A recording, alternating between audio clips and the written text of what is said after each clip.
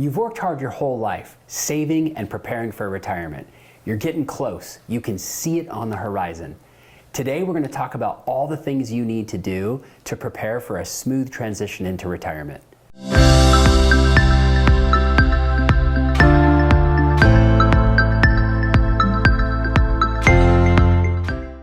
I'm Brad, your retirement readiness coach, along with Matt, certified financial planner, and today we're going to help you prepare for retirement soon. I mean, Matt, you're in the unique position because you work with clients all the time, helping them transition into retirement. So I know you've kind of put together a checklist of things that people should be doing. So if someone's within 5 years of retirement, what are the things that they should be doing to get ready for that transition? I mean, there's a number of things, like you said, a checklist, but it really comes down to three things. We want to know what your budget is and make sure we have that dialed in. The dreaded B word. That's right. It's not a fun thing, but the B word, that's good. And then we want to assess the assets that you have. What are the tools you have available to get through retirement? And then what are you going to do to spend your time during retirement? Talk to me more on that one, because there's a lot out there about kind of taking a financial inventory. So how much do we spend? How much do we have to create income? But that third one is often overlooked, and you and I both know how important that is, but it's more the qualitative aspect of retirement planning. Tell us more. So believe it or not, more and more people are transitioning into retirement, and they are getting depressed because they don't necessarily have a life outside of going to work every day. And so there's a number of facets of life that you just need to be aware of. Who are you going to surround yourself with? Do you have a group of friends or family that you're going to have around, a social aspect of life that's going to give you purpose every day? Or are you starting a business? Are you going back to school? Are you getting involved with your church? I mean, a number of different things to just give you that purpose, because yes, money is great for retirement, but that doesn't necessarily mean it's a successful retirement.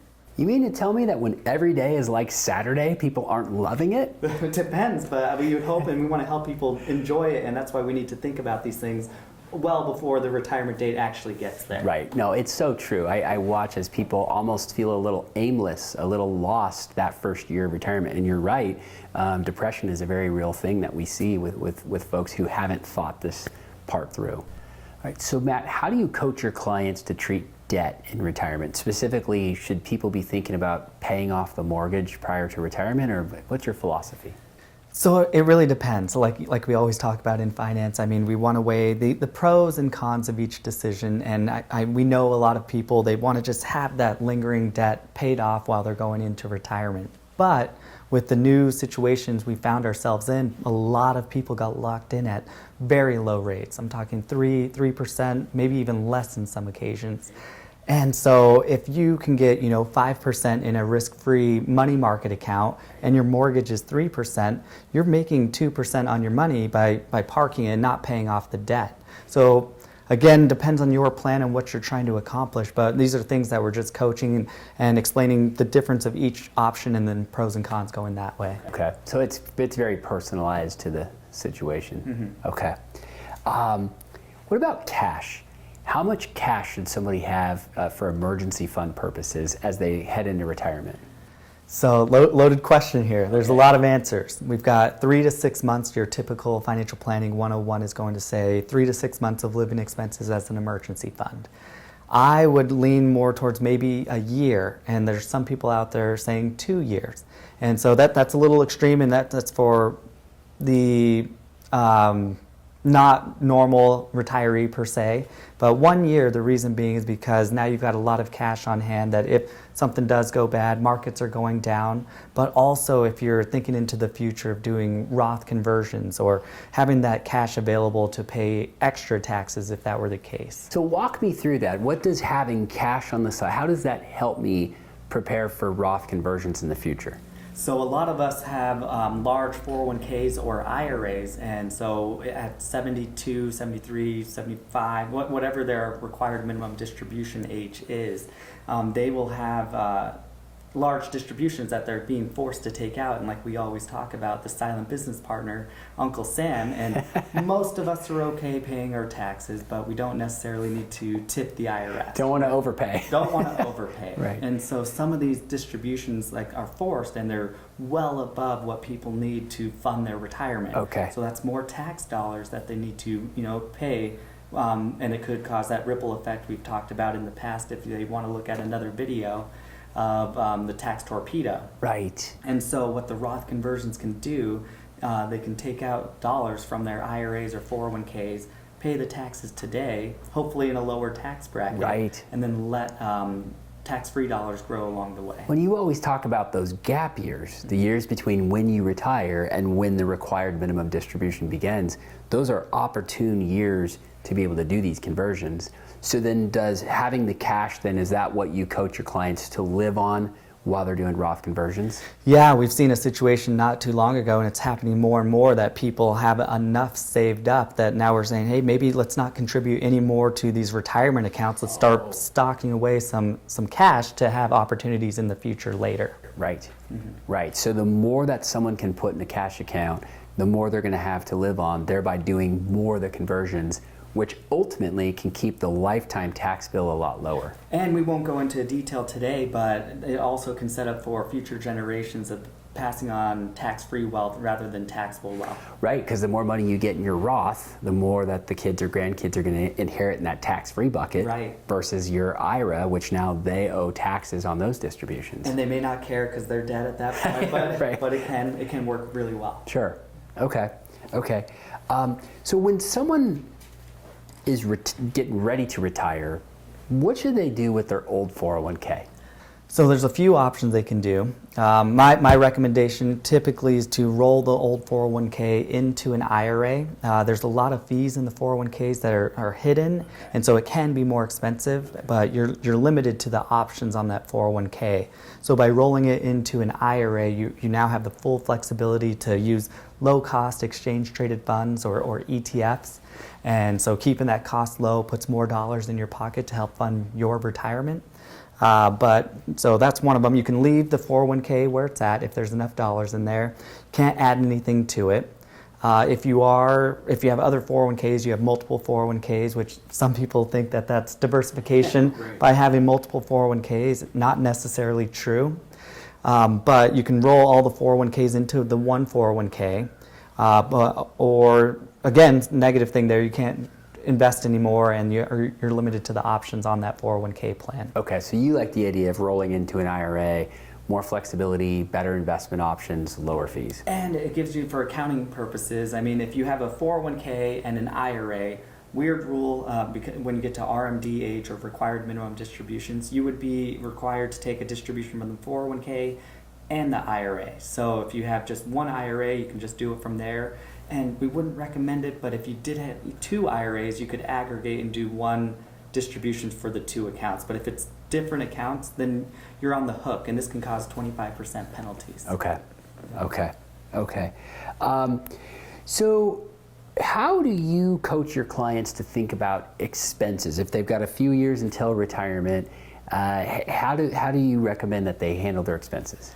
It may or may not be a fun exercise, but we recommend going line by line just to get those expenses dialed in, because one of the major things that can make or break your financial plan are the living expenses. And so we recommend, well, there's two ways to look at it. Some experts will say you need 80% of your pre-retirement expenses to live in retirement. Others will say 100%. And I lean towards 100% or maybe even more, because you said it earlier today, every day's a Saturday.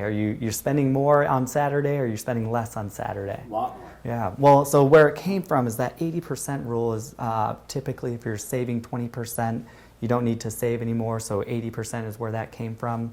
But yeah, 100 or even more is what we would look at. Okay. Okay. What about the fun stuff? What if people love to travel or want to pick up new sports or hobbies, golf or whatever they may want to do? How do you approach that for retirement? Yeah, that's great. So the core living expenses, you want to count those, inflate them at inflation out to whatever your life expectancy is, and you may have the fun stuff, maybe a travel budget, or maybe you still have a mortgage on top of that. You don't necessarily want to include those expenses in those core living expenses because, like we talked about with the mortgage, you maybe have a fixed rate and it can eventually go away. You don't want to inflate that expense going over time and then it can eventually go away. And then with travel, you do want to increase that. Everything's getting more expensive as we go on, right? But maybe you're slowing down, so maybe 80, 85, 70 to 85 in that range, that travel starts to slow down. Makes sense. Yeah. Okay, but so either way, but you account for that. So you coach your clients to start thinking about that life. And I've heard people talk about the 3 stages of retirement. There's the go-go years, when you first retire and you are doing all the trips and travels that you wanted to do for all those years. The slow-go years, where you start to slow down. And then the no-go years, where you're not going anywhere other than to visit the doctor or maybe the hospital. Right. And this is where it starts to get fun with our job. I mean, we get to now move assets around to help you, tackle each of those life stages. I mean, we've heard the 4% rule that we've talked about, and that's just taking 4% of your total assets out each year to fund retirement. But maybe in those go-go years, we can have a plan in place to take out more during those years, and then start tapering that back as you get to the no-goes. Right. Okay. What should someone do if they want to retire, but the markets are down? Their investment portfolio is down. They're thinking about retiring, but now everything's down. You're not going to like this answer. So the easiest thing to do is, if you have the opportunity to continue to work, working one more year could be advantageous for you. It actually buys you 2 years in retirement. And what I mean by that is it gives you 1 more year of taking an income as salary, not having to take out distributions from your retirement plan, and another year of being able to make contributions to the retirement accounts.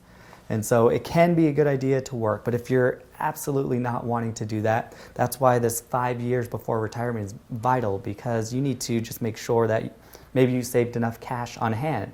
And we talked about the 2 years, maybe that sounded a little crazy for some people, but the reason for that 2 years is that that's the average amount it takes for that market to come back to where it was. So now you can live on cash while the markets recover. Okay, so in other words, if it's going to take 2 years for my investment portfolio to get back to where it was before the downturn, while I'm waiting, I'm dipping into that cash to live on so that I can retire on time per my plan and I don't have to delay. But if people aren't comfortable retiring in a down market, work the extra year, maybe 2. And like you said, it gives you more years on the back end. And you can get creative too, maybe looking into a HELOC on your home, but that's getting more complicated than we need to do. But or even part-time work. Phased in retirement. Okay. Walmart greeter. Walmart greeter, yeah, my favorite. Okay, how should people think about Social Security? How should they approach their strategy? So you really need to look at it as a two-person. So if you're married, two-person kind of decision. What do you mean? Well, because the higher of the 2 benefits is going to go on for the next person's life as well. Okay. So if you're both are adamant of taking it at 62, I mean, the guy, if we typically go first, like we said, first, right? So if our benefit would have been much higher and we took it at 62, our spouse is now locked in at maybe higher than hers, maybe not, but just locked in at that 1 benefit, and we could have had the opportunity to let that grow over time.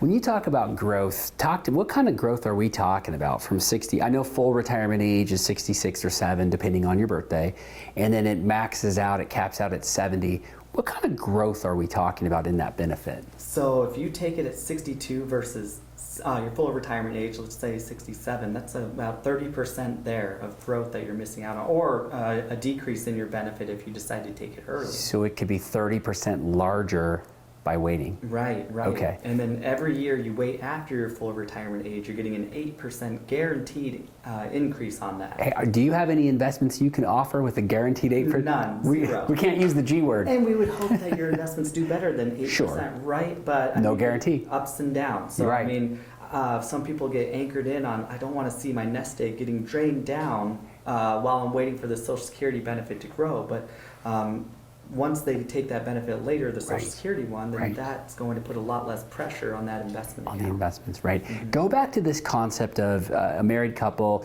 looking at it as a joint decision. So are you suggesting that the higher benefit, the person with the higher benefit should consider delaying that benefit as long as they can, so that way at least one person gets the larger? Absolutely. I mean, if cash flow allows for it and they have other means to get them through the delaying, then yeah, that second benefit is going to be spread out over 2 lifetimes, and it's going to be substantial over the long term. Should both people consider delaying, or what are your thoughts on that? It depends. You Okay. really want to look at their financial plan to see, well, maybe one person delays, maybe one person takes it early or Okay. at full retirement age, and kind of work the numbers. But something you want to consider is if you are trying to do these Roth conversions, you mentioned the gap years, Oh, right. maybe it makes sense to both delay to keep income on both sides as low as possible just to convert more. You mean Social Security's taxable? Social Security is taxable up to 85%. I know people get so mad when we tell them Yeah. that. It's not. Don't shoot the messenger. I paid taxes just to pay more taxes. Yeah, I know. We're just telling you the rules. Yeah. Okay. What about Medicare planning? You were talking about Social Security. Talk to me about Medicare and also health care planning in general. So we're hearing a lot of people wanting to enjoy longer bits of life in retirement, whether they're having to retire early because of health issues or because they decide to do it.